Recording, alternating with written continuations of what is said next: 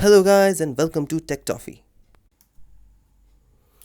Today we are going to see how to install IntelliJ IDEA on Windows 10. So we are going to install Community Edition, which is free for all users for all kind of development.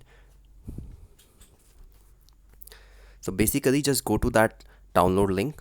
The link is also provided in the description. Just click on download for the Community Edition. So it will say that what are the tools that are provided. You can see in this page. So once you click, it will start download.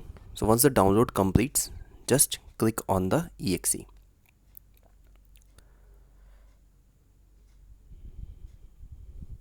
So once you click on the exe, just follow the steps, click on next,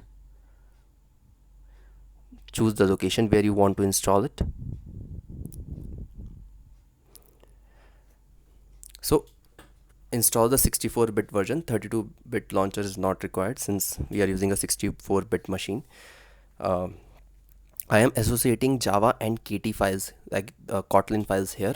So if you want to download and install the JetBrains runtime, you can also do that. I am doing that.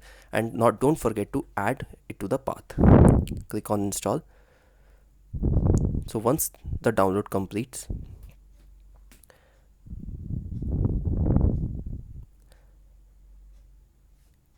IntelliJ will ask you to reboot the system. So reboot your system.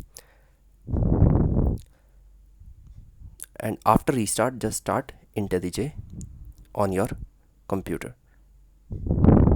So it will ask you to import settings. Click on don't import settings. Choose the theme, dark or light. Dark theme is better for eyes if you want. If you want to install some extra tools, you can install it. They already Git, Maven, Gradle, these things already come, and unit test framework will also come.